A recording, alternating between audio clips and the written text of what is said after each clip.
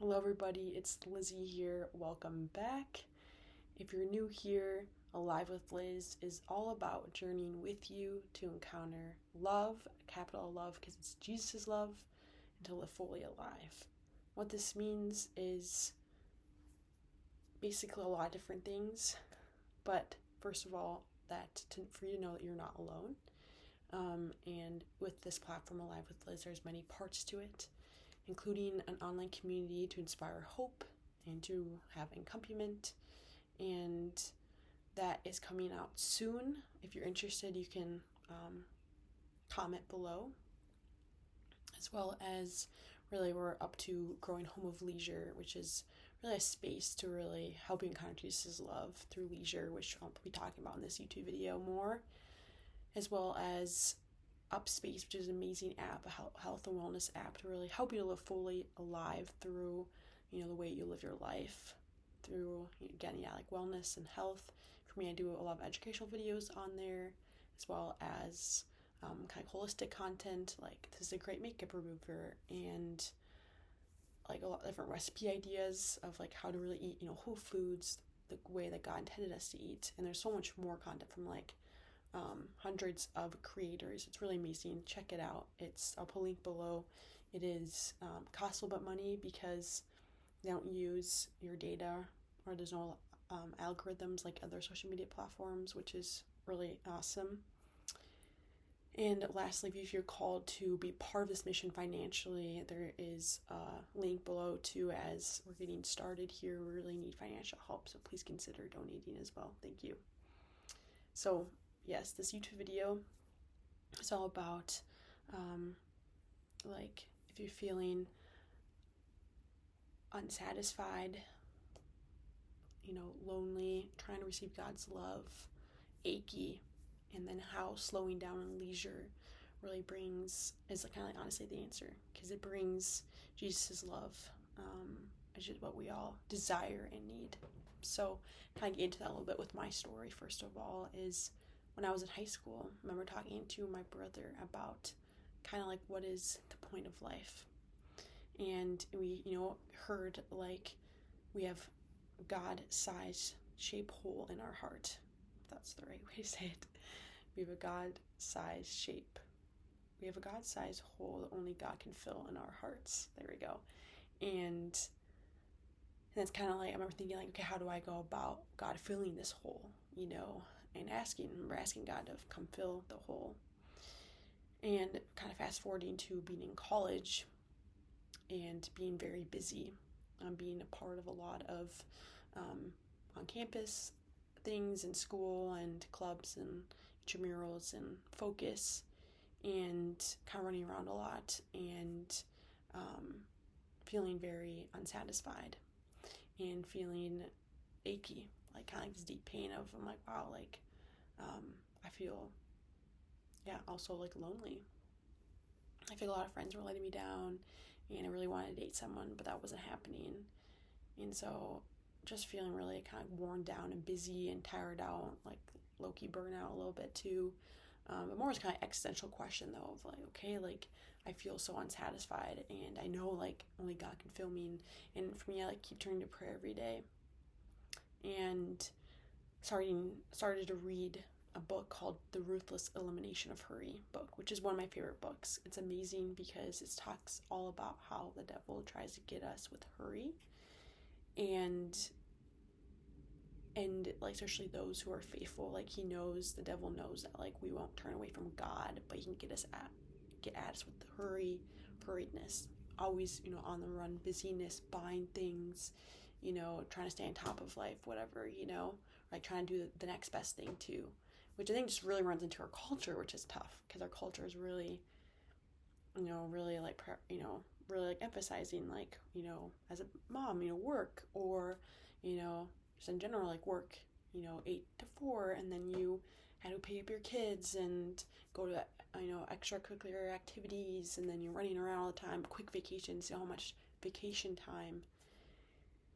And this book is amazing because it talks about like how the main pastor in the book, he was working at like a big mega church as a pastor, and then he took a smaller job to really like slow down and really be able to be with Jesus, and how that really like cured a lot of his, he was having like anxiety episodes, or like he was struggling with anxiety, and then other things too, but it really like helped him because he had this like slower paced life, which is countercultural. So reading this was like, whoa, invigorating of like, wow, like I really need to work on slowing down. And then talked in the book a lot about how the Sabbath, to really enter into the Sabbath, is like pivotal. And it's like a 10 commandment too. Like Jesus asks us to rest on the Sabbath. And in college, it can be challenging because there's so much homework a lot. And I remember talking to some religious sisters, and they were saying like, to really set aside many hours for leisure and slowing down. And then, maybe start homework like at 5 or 3. And so I would try doing that, starting homework like in the later afternoon time. And then go run out and play an intramural game, usually at night. And like that was honestly revolutionary for my life. Like Sundays became my favorite day because I would be hurrying around a lot, but on Sundays I'm like, I can't do anything fast. I started to realize like living slowly was so satisfying because you're able to be in Jesus' presence and actually able to receive his love. I feel like other days of the week, it's hard and you're like you have to do a lot, but leisure is more than what you're doing, more of a disposition. So I'm going to read Joseph Pieper. This is another book that's been really amazing. Leisure, the Basis of Culture by Joseph Pieper. And he says, leisure implies, in the first place, an attitude of non-activity, of inward calm, of silence. It means not being busy, but letting things happen. Leisure, it must be clearly understood, is a mental and spiritual attitude. It is not simply the result of external factors. So, leisure is not necessarily what we're doing, but how we're going about it. And it implies, right, like an attitude of non-activity, of inward calm, of silence, letting things happen. And that's translating to what we're doing, and like leisure, and if you think about that more kind of like disposition, then bleeds into, your activities like on Sunday to really enter into the Sabbath. And like for me, like on Sunday, really try and do things slowly, like walking slowly. Like I'll go to our coffee shop and like do some watercolor, and being like the activity in of itself is not why I'm doing it. It's like the sake of it. It's kind of like, I'm doing this activity, but it's not just like in the end of itself, but to really kind of to enter into it. It's a little hard to explain, but like it's more about like a relationship with Jesus and this slowing down, this leisure, which leads into contemplation, which is the gift to really just remain in Jesus' love, which is, it's all grace, honestly, too, but it's such a new way of living. And then like going to prayer as well, like on Sundays, for me to like reminds me too of like maybe have a longer time of prayer on Sunday, and that then you're like walking out of that, like and slowly, and I don't know, it's just so amazing being like, wow, like I feel so loved by the Lord. And it's not always the case, but a lot of times just like think about my first silent retreat too, how I really encountered this like satisfaction of, I remember taking this long nap on the Saturday of the silent retreat, and then going on a walk, like a silent walk. I remember being like, this is so awesome. Just going on like slow walk, and like Jesus is right beside me, and I just get a walk, and it was just so lovely. And God wants this like great life for us. He wants us to encounter his love. And our world, makes us, challenged to run around all the time. But think about all the saints. They all prayed in the morning. They all like woke up early. They spent this time, this like slow time with the Lord.